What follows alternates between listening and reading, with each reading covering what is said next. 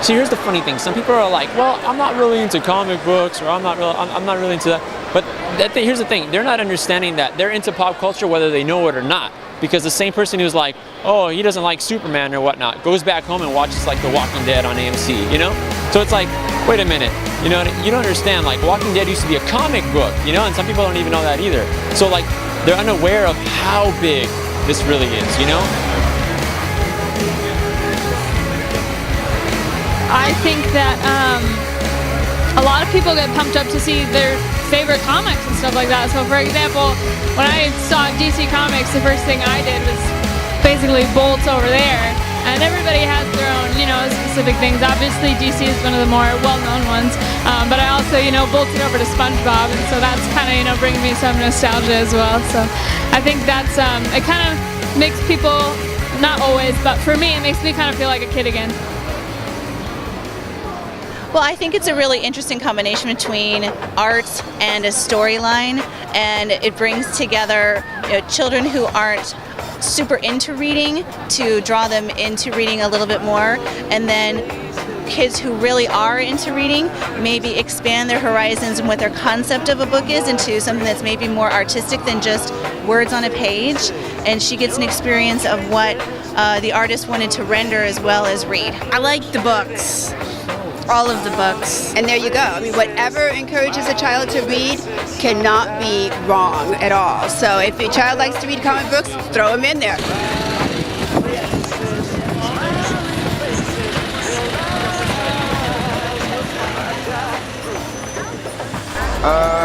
Right, so my name is Des Taylor. I'm from London. What else can I say about myself?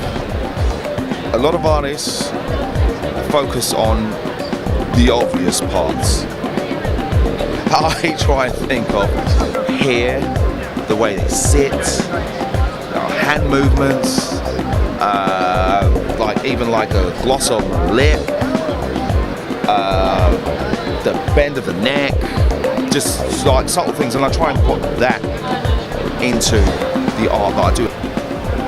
Well, we're showcasing our art. I'm more of a cartoonist, graphic artist, using vector. I did classic pinup poses and pinup characters in my style. Aaron did the cupcakes, and Mark here did the more street kind of graffiti art, and it fits his style. And so we just kind of came together to showcase all of our work.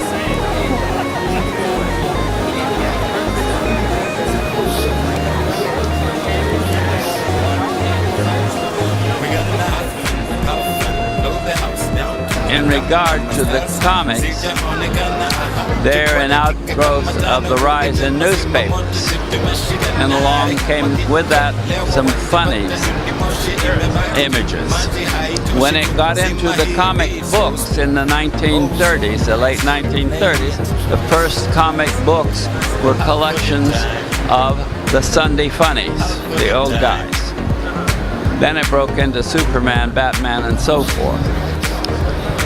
Today, in an analytical society in which you journalist guys want to figure everything out and spell it out for everybody, you have a lot of idea-driven comics, idea-driven plays, idea-driven movies, novels, etc., and so forth, in which the writer makes the people fit the idea. Well, a lot of comic books, a lot of stories and stuff, they have a lot of morals a lot of times, you know what I mean? A lot of the stories and the graphic novels are really in-depth, and I think that's why they transition so well into film, you know? Obviously things have taken over that are outside of the regular reading comics, buying comics.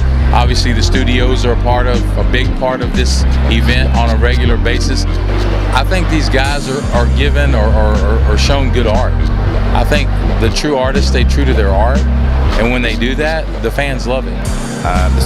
When they say write what you know, I draw one of those. The feedback has always been positive, been great. So that's always good to hear as an artist, because you create art typically by yourself, and you're doing it like I like it and I dig it, and you put it out there. You don't know how anybody else is going to feel about it, but we put it out here, people like it, so that's that's the most important part. Kind of everybody wants to twist reality a little bit. It makes it a little more interesting. So I don't know. I think that it kind of brings life to the culture. I think the best things that are the most interesting things that we get to see and watch and that we make are based on what happens to us. And you hear it ripped from the headlines, a lot of ideas that writers take are ripped from the headlines, because no matter how good our imaginations are, real life's got it beat, man. Woo! Real life has got it beat. I think life imitates art, vice versa. If you pay attention, you'll see that.